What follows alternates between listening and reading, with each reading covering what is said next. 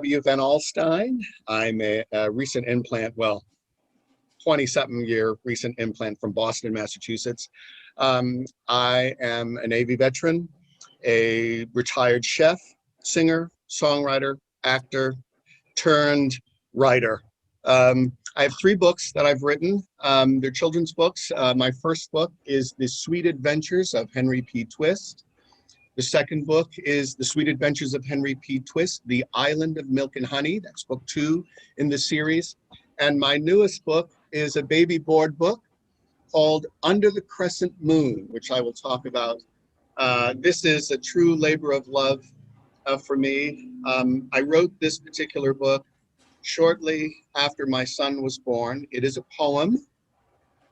I was coming home from HEB, and I just happened to look up, and there was this beautiful crescent moon in the sky, and everything was clear. The skies were clear, and it was just so beautiful. And I was so inspired by that once I got in the car, an entire poem hit me all at once. And when those times happens, you're scrambling for a piece of paper or whatever, but the entire poem stuck with me. I was able to get it down, and this is the result of it. For years after reciting it, I thought, wow, this would make a really great board book if I could find an illustrator and if I can get somebody to publish it. And it took about 10 years and nobody wanted it. Board books, I've been told, are really a pain in the neck to put together. But I did find an artist, a local artist here in the Brazos Valley, where I live in Bryan, Texas. And she is on the autism spectrum. My son, who is now 14, is also on the autism spectrum. And so I thought that was very, very special. And I recited the poem to her, and within minutes, she had an illustration for me, which was this particular picture right here. She drew that, and I thought that was absolutely beautiful. So I had her illustrate the book for me. The next thing I had to figure out was who was going to print the book for me. I did try to go with a Chinese company in China, and that was a disaster. But I did find a one-off print company called Pint Size Productions here in the United States. They do these one-off board books. And I'll tell you, these are non-toxic. They don't print the ink, like laser printing. They're kind of photocopied onto the paper.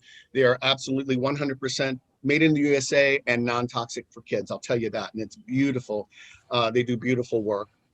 The Sweet Adventures of Henry P. Twist, which was my first book. I'll tell you how I came to that. I was living in Los Angeles, and I moved there from Boston, wanting to become an actor, wanting to be on Star Trek: The Next Generation, and it never happened. I used to call the casting directors, Junie Lowry Johnson and Ron Surma, almost every week. And when I finally made it there, I got no auditions. So I thought I'd do what Lou Diamond Phillips did, which was write something for himself and to star in it. And that didn't work out either. But the story that I wrote was The Sweet Adventures of Henry P. Twist, which started out as an impromptu bedtime story for my daughter who came to visit me. She was about 5 years old at the time. And she said, Dad, read me a story. And I didn't have any children's books. So she said, well, make something up. And being a retired chef, and food is what I know, pastries, I have a wicked sweet tooth. This was the story about a 65-year-old pastry chef who is given the axe unceremoniously, along with several other people in that age bracket. And he rediscovers his youth in a fairy world made entirely out of sweets. So it's kind of like Willy Wonka meets Up. That's kind of how, in movie terms, I would describe it. So I wrote it as a screenplay. I shopped it around for a bit, and folks said, this is really good. You should think about writing it first as a book. And so back to the drawing board I went, developing the character a little bit in the storyline, and 20-something years later, book 1 is out. Now book 2 is out. I am working on book 3. at the moment, and that will be called The Sweet Adventures of Henry P. Twist, The Isle of Egg. And so, yeah. Recently, I wrote a poem, a new Christmas poem.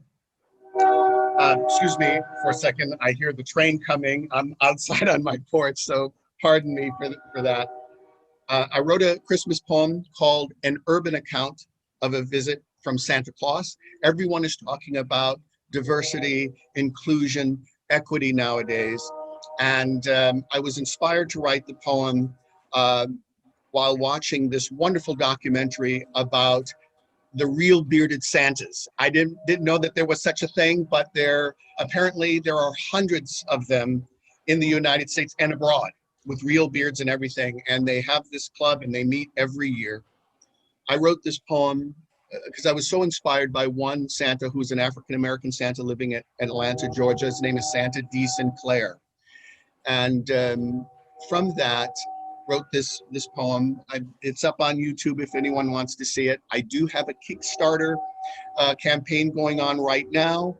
I'd like to turn that into a book. Right now, I'm looking for an illustrator for it. And so I'm hoping that the Society for Children's Book Writers and Illustrators can help me with that. I know it's going to be relatively expensive because of the type of illustrations I want to do. I did reach out to a few illustrators and they're really expensive. So I'm hoping that the Society will help me with that, and also in formatting the book and putting this book together. It's a real special book. Like I said before, so many people are talking about inclusion and diversity and all of this, especially in children's books. I know that there was a call recently for Black authors and authors of color. And so I thought this would be a great opportunity for a book that's kind of like The Night Before Christmas. And that's how the poem is set up. It's like The Night Before Christmas, but featuring a Black Santa Claus.